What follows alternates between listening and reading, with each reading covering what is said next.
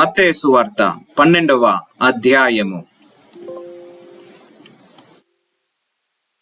ఆ కాలబందు యేసు విశ్రాంతి దినమున పంట చేలలో పడి వెలుచుండగా ఆయన శిష్యులు ఆకలిగొని వెన్నులు త్రుంచి తినసాగిరి.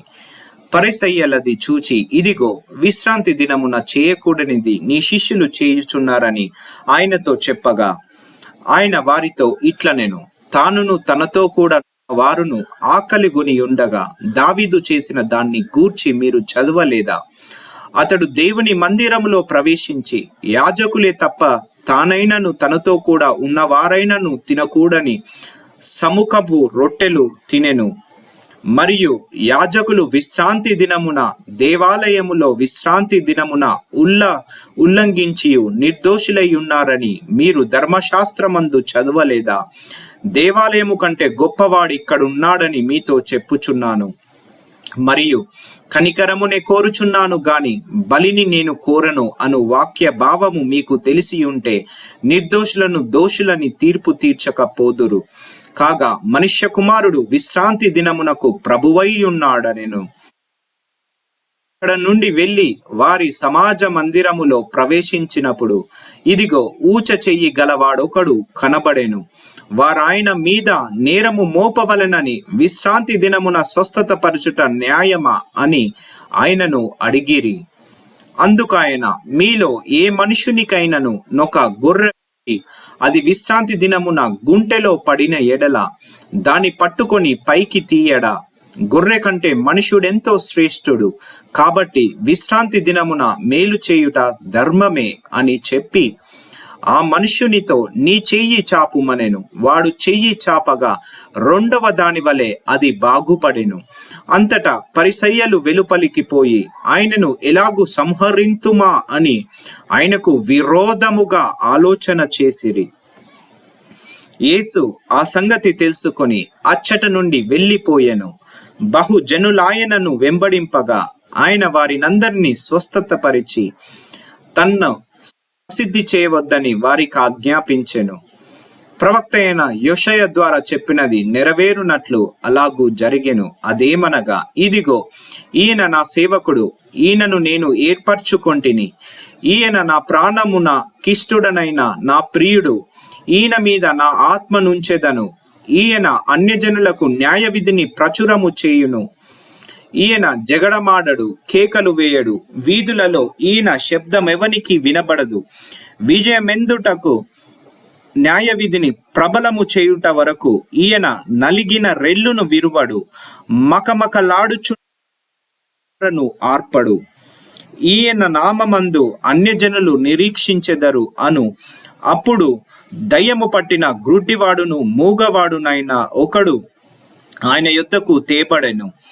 ఆయన వాణ్ణి స్వస్థత పరిచినందున ఆ మూగవాడు మాటలు శక్తియు చూపును గలవాడాయెను. అందుకు ప్రజలందరూ విస్మయముంది, ఈయన దావీదు కుమారుడు కాడా అని చెప్పుకొనుచుండిరి. పరిసయ్యులు ఆ మాట విని, వీడు దయ్యములకు అధిపతి అయిన బయల్జెబూలు వలననే దయ్యములను వెళ్ళగొట్టుచున్నాడు గాని మరి ఒకని వలన కాదనిరి. ఆయన వారి తలంపుల నెరిగి వారితో ఇట్లనెను, తనకు తానే విరోధముగా వేరుపడిన ప్రతి రాజ్యము పాడైపోవును. తనకు తానే విరోధముగా వేరుపడిన ఏ పట్టణమైనను ఏ ఇల్లైనను నిలవదు. సాతానును వెళ్ళగొట్టిన ఎడల తనకు తానే విరోధముగా వేరుపడును. అట్లయితే వాని రాజ్యం ఎలాగు నిలుచును? నేను బయల్జెబూలు వలన దయ్యములను వెళ్ళగొట్టుచున్న ఎడల మీ కుమారులు ఎవరి వలన వాటిని వెళ్ళగొట్టుచున్నారు? కాబట్టి వారే మీకు తీర్పురులయ్యుందురు. దేవుని ఆత్మ వలన నేను దయ్యములను వెళ్ళగొట్టుచున్న ఎడల నిశ్చయముగా దేవుని రాజ్యము మీ యొద్దకు వచ్చి ఉన్నది. ఒకడు మొదట బలవంతుని బంధింపని ఎడల ఎలాగూ ఆ బలవంతుని ఇంటిలో చొచ్చి అతని సామాగ్రి దోచుకొనగలడు. అట్లు బంధించిన ఎడల వాని ఇల్లు దోచుకొనును. నా పక్షమున నుండనివాడు నాకు విరోధి, నాతో కలిసి సమకూర్చనివాడు చెదరగొట్టువాడు. కాబట్టి నేను మీతో చెప్పునదేమనగా, మనుష్యులు చేయు ప్రతి పాపమును దూషణయు వారికి క్షమింపబడును గాని ఆత్మ విషయమైన దూషణకు పాప క్షమాపణ లేదు.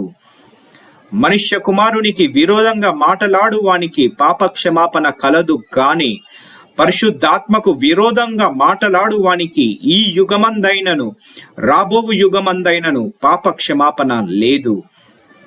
చెట్టు మంచిదని ఎంచి దాని పండును మంచిదే అని ఎంచుడి, లేదా చెట్టు చెడ్డదని ఎంచి దాని పండును చెడ్డదే అని ఎంచుడి.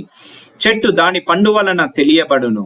సర్ప సంతానమా, మీరు చెడ్డవారయ్యుండి ఎలాగూ మంచి మాటలు పలుకగలరు?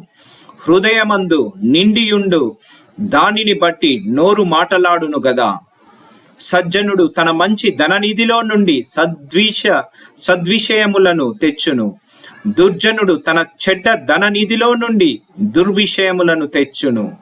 నేను మీతో చెప్పున్నదేమనగా, మనుష్యులు పలుకు వ్యర్థమైన ప్రతి మాటలను గూర్చియు విమర్శ దినమున లెక్క చెప్పవలసియుండును. నీ మాటలను బట్టి నీతిమంతుడవని తీర్పు నొందుదువు, నీ మాటలను బట్టియే అపరాధివని తీర్పు నొందుదువు. అప్పుడు శాస్త్రులలోను పరిసయ్యులలోను కొందరు, బోధకుడా, నీ వలన ఒక సూచన క్రియ చూడగోరుచున్నామని ఆయనతో చెప్పగా ఆయన ఇట్లనెను, వ్యభిచారులైన చెడ్డ తరము వారు సూచన క్రియను అడుగుచున్నారు. ప్రవక్త అయిన యోనా గూర్చిన సూచన క్రియయే గాని మరి ఏ సూచన క్రియ అయినను వారికి అనుగ్రహింపబడదు. యోనా 3 రాత్రింబగలు తిమింగలము కడుపులో ఎలాగుండెనో అలాగు మనుష్య కుమారుడు 3 రాత్రింబగలు భూగర్భములో ఉండును. నినేవా వారు యోనా ప్రకటన విని మారు మనస్సు పొందిరి గనుక విమర్శ సమయమున నినేవే వారు ఈ తరము వారితో నిలువబడి వారి మీద నేరస్థాపన చేతురు. ఇదిగో, యోనా కంటే గొప్పవాడు ఇక్కడున్నాడు. విమర్శ సమయమున దక్షిణ దేశపు రాణి ఈ తరము వారితో నిలువబడి వారి మీద నేరస్థాపన చేయును. ఆమె సొలొమోను జ్ఞానము వినుటకు భూమి అంతముల నుండి వచ్చెను. ఇదిగో, సొలొమోను కంటే గొప్పవాడు ఇక్కడ ఉన్నాడు. అపవిత్రాత్మ ఒక మనిషిని వదిలిపోయిన తర్వాత అది విశ్రాంతి వెతుకుచు నీరు లేని చోట్ల తిరుగుచుండును. విశ్రాంతి దొరకనందున నిన్ను వదిలి వచ్చిన నా ఇంటికి తిరిగి వెళ్ళుదుననుకొని వచ్చి ఆ ఇంట ఎవరును లేక అది ఊడ్చి అమర్చియుండుట చూచి వెళ్ళి తనకంటే చెడ్డవైన మరి 7 దయ్యములను వెంటబెట్టుకొని వచ్చును. అవి దానిలో ప్రవేశించి అక్కడనే కాపురముండెను. చేత ఆ మనుష్యుని కడపటి స్థితి మొదటి స్థితి కంటే చెడ్డదగును. అలాగే ఈ దుష్టతరము వారికి సంభవించుననెను. ఆయన జనసమూహములతో ఇంకా మాటలాడుచుండగా ఇదిగో, ఆయన తల్లియు సహోదరులను ఆయనతో మాటలాడగోరుచు వెలుపల నిలిచియుండిరి. అప్పుడొకడు, ఇదిగో, నీ తల్లియు నీ సహోదరులను నీతో మాటలాడవలెనని వెలుపల నిలిచి ఉన్నారని ఆయనతో చెప్పెను. అందుకాయన తనతో ఈ సంగతి చెప్పిన వానిని చూచి, నా తల్లి ఎవరు, నా సహోదరులెవరు అని చెప్పి తన శిష్యుల వైపు చెయ్యి చాపి, ఇదిగో, నా తల్లియు నా సహోదరులను పరలోకమందున్న నా తండ్రి చిత్తము చొప్పున చేయువాడే నా సహోదరులను నా సహోదరియు నా తల్లియు ననెను.